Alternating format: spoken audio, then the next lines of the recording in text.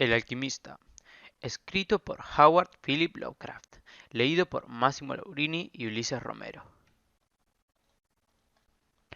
Allá en lo alto, coronando la cimera cubierta de hierba de un montículo hinchado, cuyos lados están arbolados cerca de la base con los árboles nudosos de la selva primitiva, está el viejo yató de mis ancestros. Por siglos su alta crestería ha fruncido el ceño al salvaje y escarpado campo circundante, sirviendo como hogar y fortaleza para la casa orgullosa cuyo linaje honrado es más viejo incluso que los muros llenos del musgo del castillo. Estos torreones antiguos, manchados por las tormentas durante generaciones y desmoronados bajo la lenta pero poderosa presión del tiempo, formaron en las épocas del feudalismo una de las fortalezas más temidas y formidables de toda Francia. Desde sus matacanes y petriles, y sobre sus cresterías varones, condes e incluso reyes habían sido desafiados, pero nunca sus amplios pasillos resonaron al paso del invasor. Pero desde esos gloriosos años todo ha cambiado.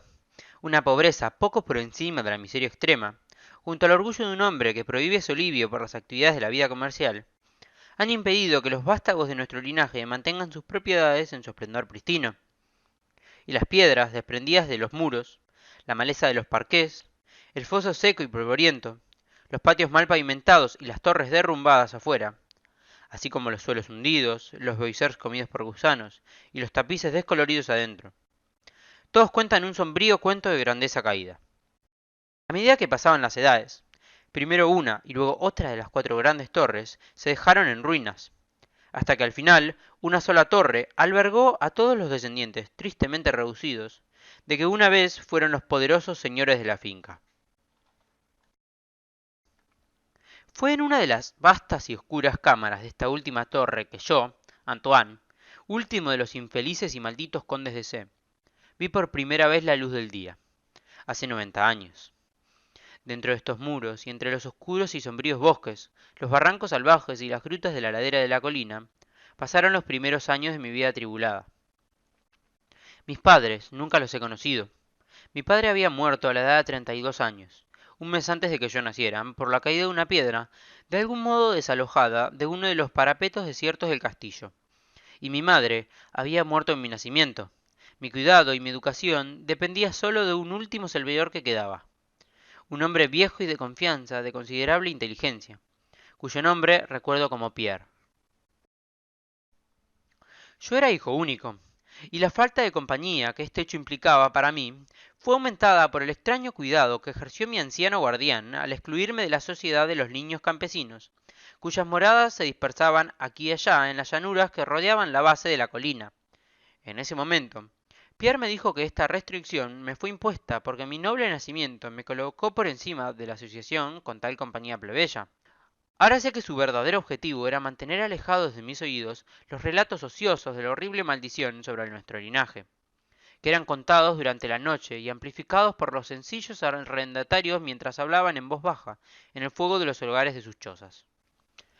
Aislado de esa manera y librado a mis propios recursos, pasé las horas de mi infancia examinando los tomos antiguos que llenaban la sombría biblioteca del chateau y en vagar sin destino ni propósito a través del perpetuo crepúsculo del bosque espectral que cubre los lados de la colina cerca de su base. Esta vez fue un efecto de tales entornos que mi mente pronto adquirió una sombra de melancolía. Los estudios y las actividades que participan del oscuro y lo oculto de la naturaleza reclamaron con más fuerza mi atención.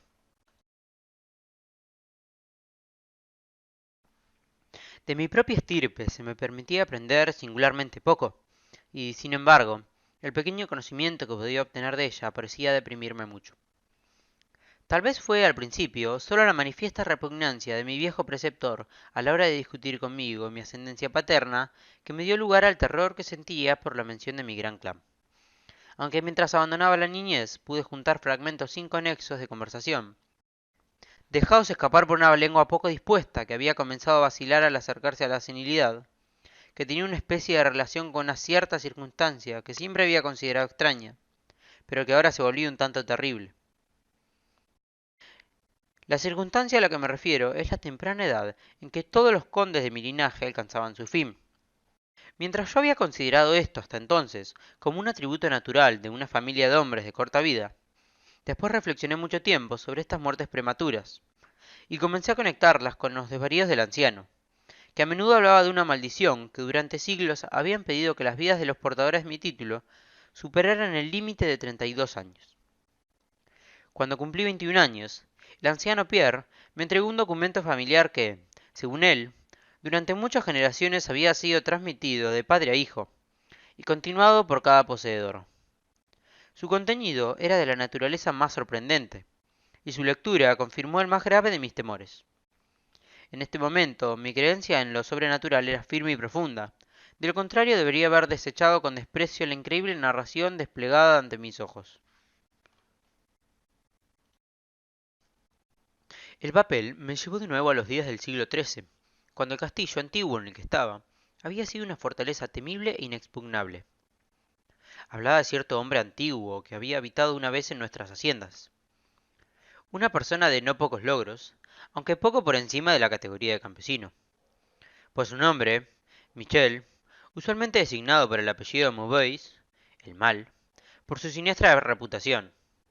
Había estudiado más allá de la costumbre de su especie, buscando cosas tales como la piedra filosofal o el elixir de la vida eterna, y era considerado sabio en los terribles secretos de la magia negra y la alquimia. Michel Mauvaise tenía un hijo llamado Charles, un joven tan competente como él mismo en las artes oscuras, y que por lo tanto le había llamado Le Sorcier, o el brujo. Este par, rechazado por toda la gente honesta, eran sospechosos de las prácticas más horribles.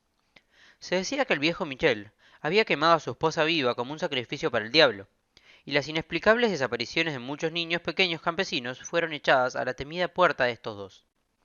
Sin embargo, a través de la naturaleza oscura del padre y el hijo brilló un redentor rayo de humanidad. El viejo malvado amaba a su descendencia con intensidad feroz, mientras que el joven tenía para sus padres un afecto más que filial. Una noche el castillo de la colina se encontró en la confusión más salvaje por la desaparición del joven Godfrey, hijo de Henry el conde. Un grupo de búsqueda, encabezado por el frenético padre, invadió la cabaña de los hechiceros y se encontró con el viejo Michel Bouygues, ocupado en un caldero enorme y violentamente hirviendo. Sin ninguna causa, en la locura desenfrenada de la furia y la desesperación, el conde puso las manos sobre el anciano mago, y antes de soldar su agarre asesino, su víctima ya había dejado de existir. Mientras tanto, los alegres criados proclamaban en voz alta el hallazgo del joven Godfrey en una cámara lejana y sin uso del gran edificio, anunciándolo demasiado tarde, ya que el pobre Michel había sido asesinado en vano. Cuando el conde y sus colaboradores se alejaron de la humilde morada y de los alquimistas, la forma de Charles Le Sorcier apareció entre los árboles. La emocionada charla de los hombres que estaban a su alrededor le contó lo que había ocurrido, pero al principio parecía indiferente ante el destino de su padre. Luego, avanzando lentamente para encontrarse con el conde, pronunció con voz apagada pero terrible la maldición que siempre perseguiría a la casa de C. No podrá un noble de tu linaje homicida sobrevivir para alcanzar una edad mayor que la tuya.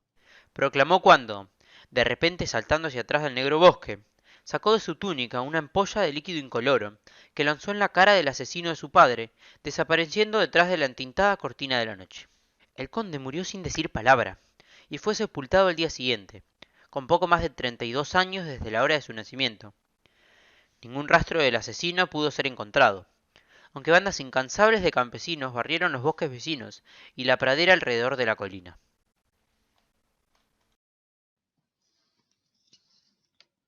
Así, el tiempo y la falta de un recordatorio entorpecían el recuerdo de la maldición en las mentes de la familia del difunto conde.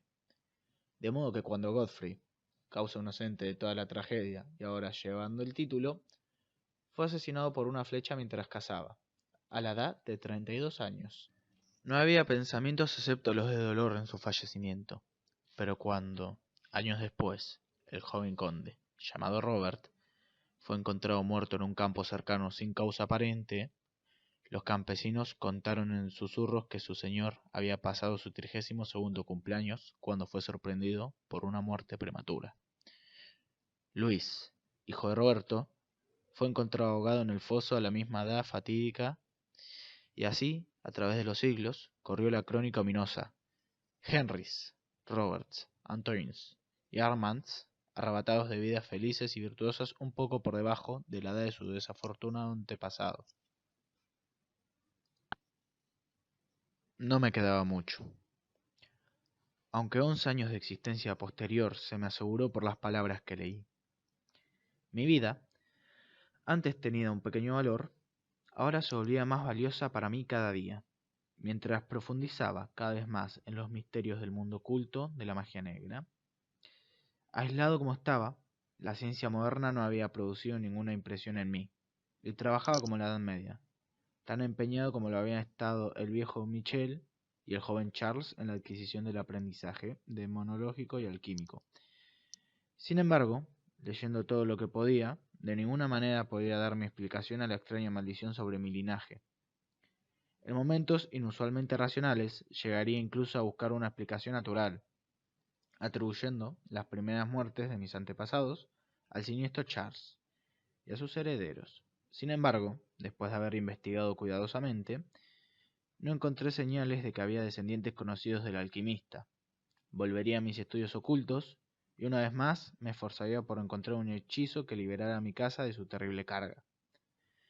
En una cosa estaba absolutamente resuelto: yo nunca me casaría, porque como no existían otras ramas de mi familia, podría poner fin a la maldición conmigo mismo.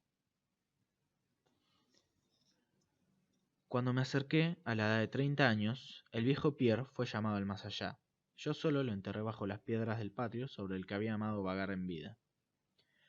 Así me dejé para reflexionar sobre mí como la única criatura humana dentro de la gran fortaleza, y en mi completa soledad mi mente empezó a cesar su vana protesta contra el destino inminente, a reconciliarse con el destino que tantos de mis antepasados habían sufrido.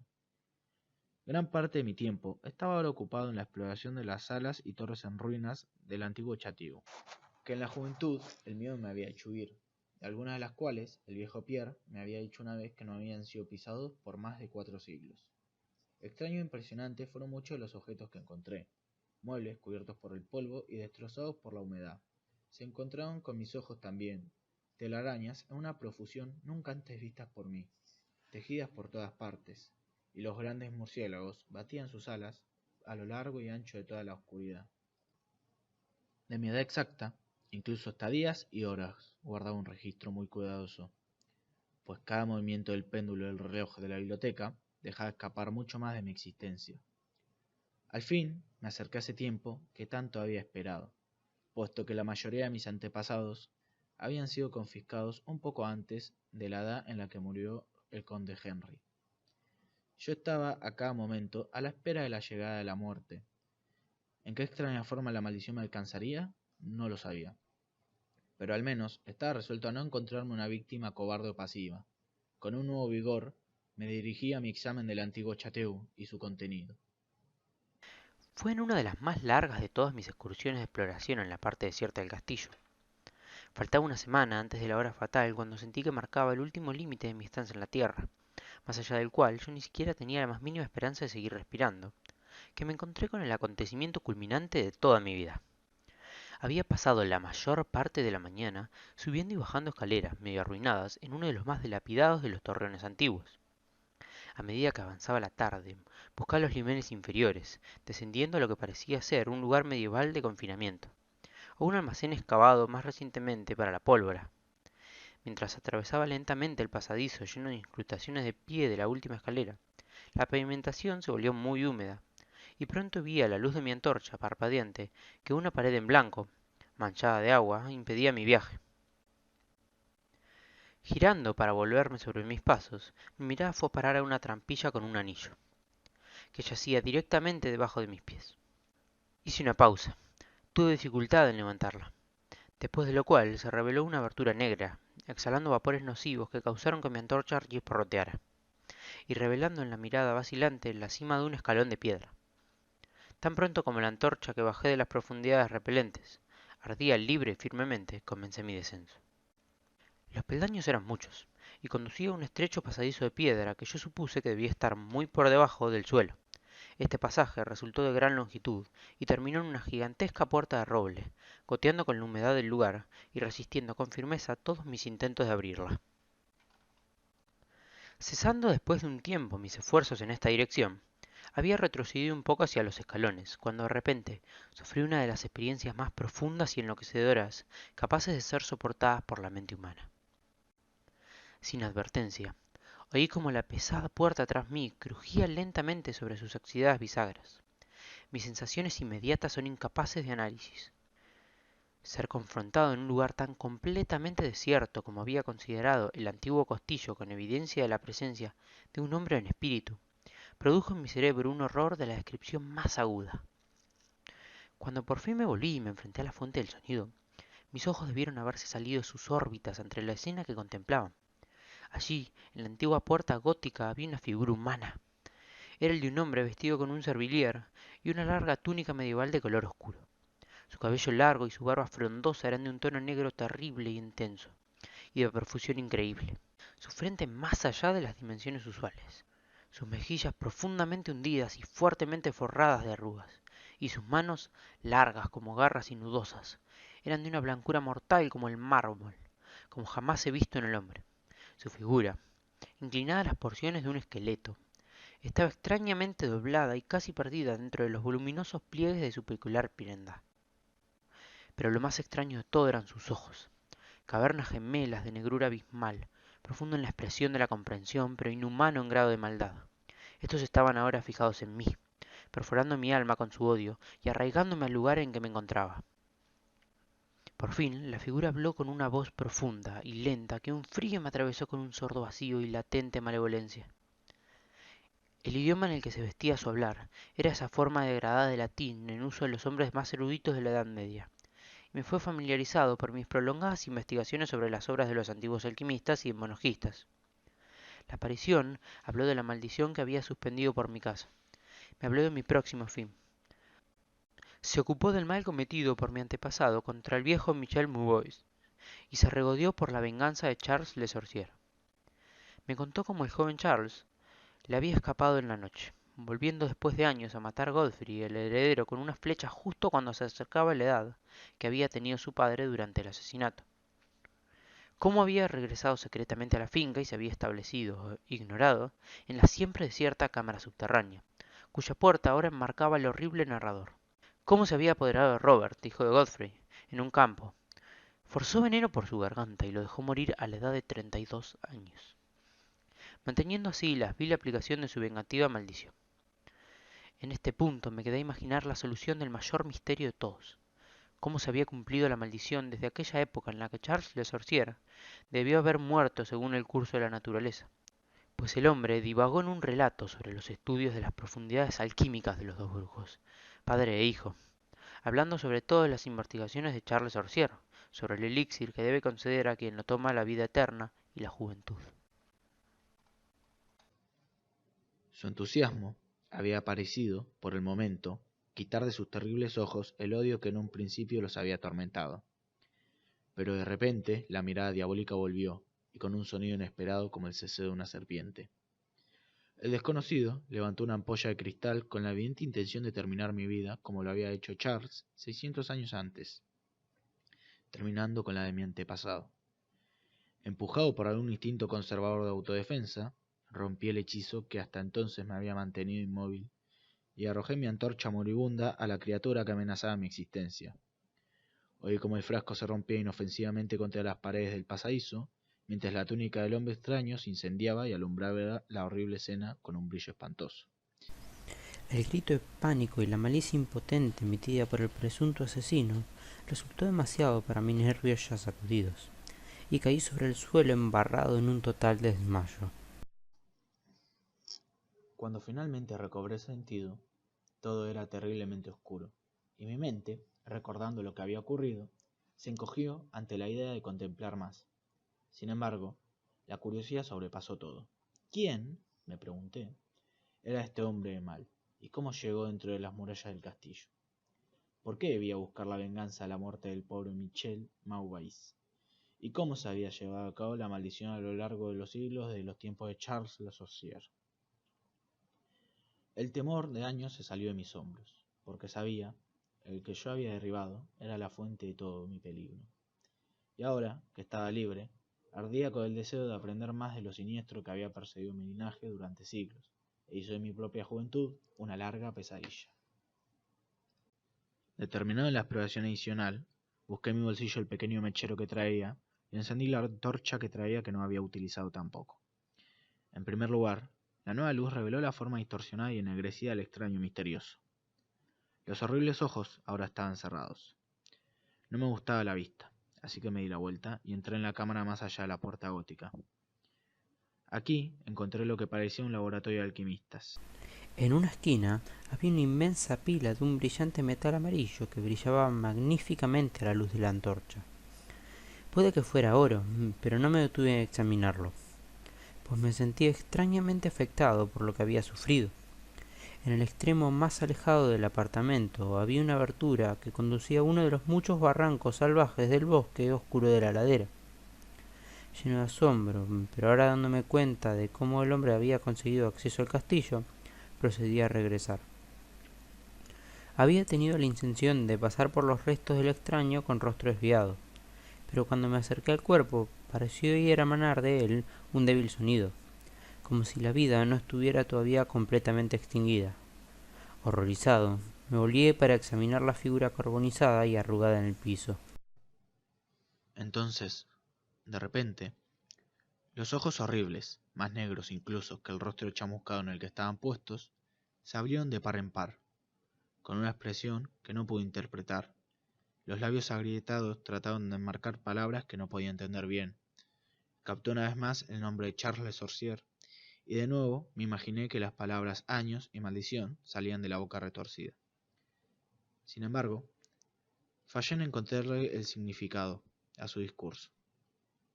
Ante mi ignorancia evidente de su significado, los alquitranados ojos volvieron a brillar malévolamente hacia mí, hasta que, impotente como veía mi oponente ser, temblé mientras lo observaba.